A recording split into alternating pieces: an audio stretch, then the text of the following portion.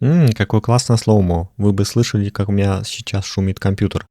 Всем привет, и снова у нас время челленджа, который вы оставляете в комментариях, а именно застройка всего пространства, которое только доступно в игре, и не используя большие здания. Если честно, ребята, я не хотел выполнять данный челлендж, но судя по количеству лайков, которые собрал этот комментарий, я понял, что у меня нет выбора.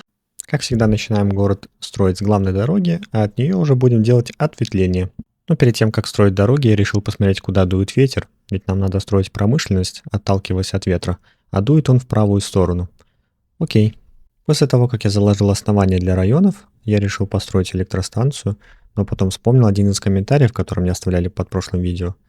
Я решил построить все-таки трансформаторную станцию, чтобы закупать электроэнергию и проверить, на самом деле это выгодно или нет. Так, все коммуникации проведены, уже первые жители начинают заезжать в наш город. Что ж, город потихоньку развивается, уже появляется спрос на высокую плотность, но строить нам эти здания нельзя, так как это будет провал челленджа. Но я решил все-таки проэкспериментировать и попробовать построить домик с высокой плотностью, но сам по себе он будет низкий. Можно ли так сделать? Потому что я до этого ни разу этого не делал. И спойлер, нет, он выглядит ужасно. Он какой-то все равно большой. После этого я решил проверить, как выглядит дома средней плотности. Вот этот маленький домик вроде симпатичный, но влезает 9 домовладений, смысла от него нету. Мне легче построить блочную застройку, там столько же вмещается, поэтому все сносим.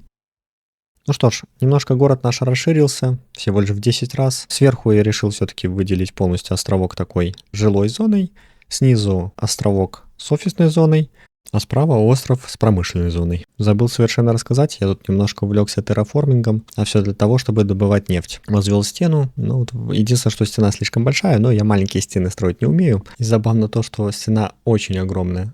Вы говорили только про маленькие здания, но про стены вы ничего не говорили. Что ж, в какой-то момент мне эта стена надоела, она ужасно смотрелась, я ее удалил. Я что-то забыл, что вода-то скапливалась там, и она сейчас вся разливается.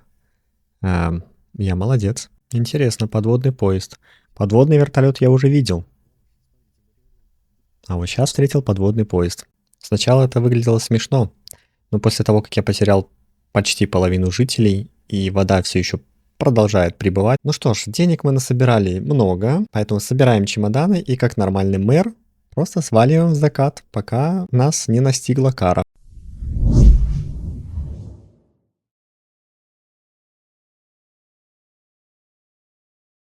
Срочные новости. Сегодня в городе Бигтаун произошло катастрофическое событие, в результате которого полгорода было уничтожено из-за катастрофической ошибки. Для обеспечения доступа к нефтяным месторождениям была построена плотина, которая должна была контролировать течение реки. Однако в какой-то момент плотина прорвалась и весь водоем хлынул в город, что привело к гибели десятков тысяч людей. В настоящее время полиция проводит расследование этого трагического инцидента. Это были все новости на сегодня.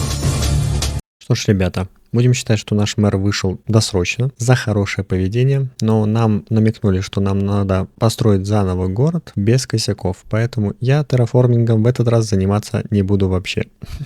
И вот на своих экранах вы уже можете наблюдать зачатки города. С левой стороны обычная жилая зона, и вот с правой промышленная зона. То есть вдоль берега идет промышленная зона у меня будет, а все остальное с левой части будет жилая зона. Так как карта очень равнинная, то домики будут максимально близко друг к другу стоять. И это очень хорошо, я попытаюсь добиться максимальное количество людей в этом городе. О, увидел электростанцию, вспомнил. Я же вам не рассказал в прошлом городе, который затопило водой. То трансформаторная станция оказывается реально выгодна на начальном этапе, то есть примерно до этого количества населения, то есть 6 тысяч людей, выгодно закупать электроэнергию, а потом легче поставить все-таки электростанцию. Ну, так что спасибо за комментарий тут.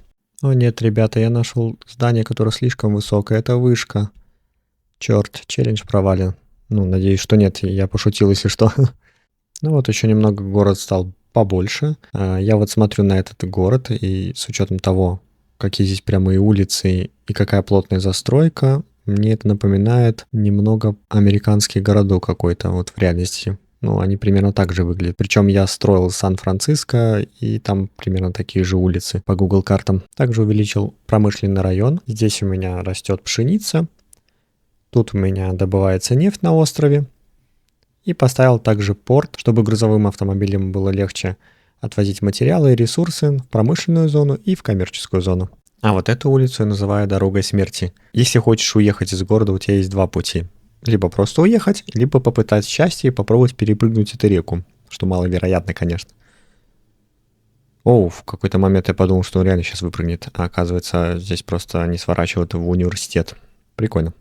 А вот и первые проблемы начались. Видите этот пустой район?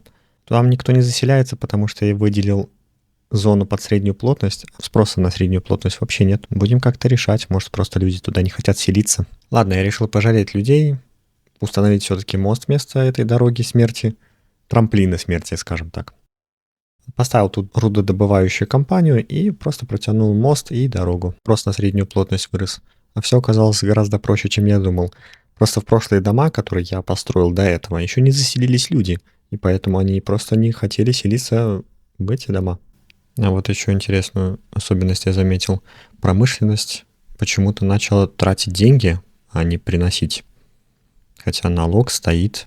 Я посмотрел, почему-то есть субсидии, хотя я их не субсидирую.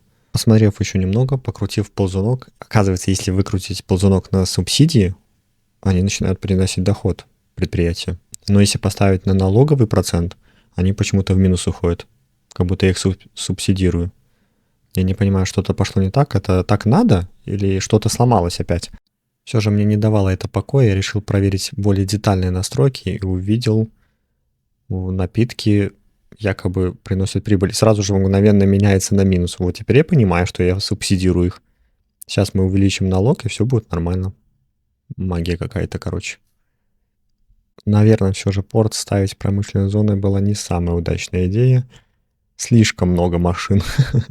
Ладно, чуть попозже я этот порт перенесу куда-нибудь. И решил я немножко проэкспериментировать и поставить железнодорожный терминал в другом конце города, чтобы немножко разгрузить поток автомобилей. Но, по-моему, их тоже здесь стало очень много. Ладно, надеюсь, что это немножко разгрузит все-таки порт. Кстати, поставил медицинский университет и понял, что он очень большой по высоте. Единственное, выше только, наверное, будет Гранд-отель. Или же нет, или они примерно одинаковые, но не суть. Вот что вы думаете, это считается как высокое здание, либо мы договаривались только на жилые застройки? Но мне кажется, только на жилые застройки, то есть эти здания все не считаются. А вот это мне показалось забавным. Я проложил дальше район вдоль грузового терминала, дорога не соединилась с ним, но почему-то грузовики начинают туда заезжать. Мне это показалось очень странным. Дороги же там нет, они через траву просто проезжают. Немного я переместил дорогу, и теперь грузовики заезжают еще и с другой стороны. Понятно. Но если так подумать, это даже и хорошо. Чем больше заездов, тем меньше пробок будет создаваться. Немного расширил промышленную зону. Теперь у меня здесь нефтяные скважины. Также снизу вот стоит пассажирский порт. Решил людей завозить еще и кораблями.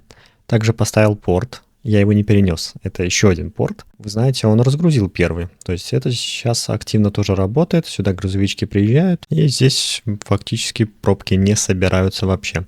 Также на пути моего района встретилось озеро. Я просто вокруг провел дорогу. Я сначала его хотел сравнять с землей, но понял, что с водой мне лучше не шутить.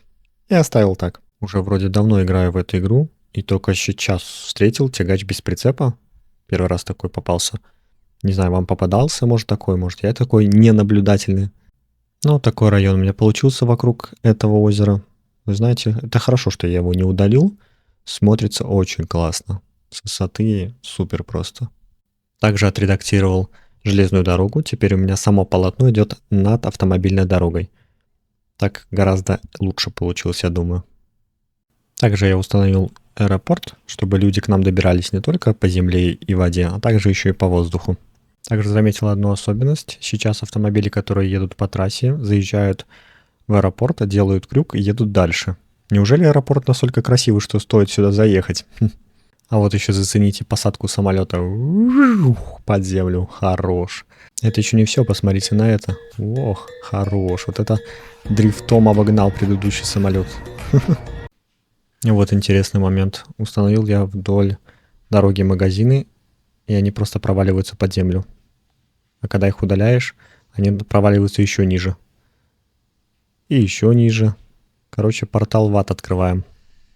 Также я решил перестроить все железные дороги, вернее не перестроить, а поставить над автомобильными дорогами, чтобы они занимали меньше места, чтобы я мог разместить гораздо больше жилых зданий.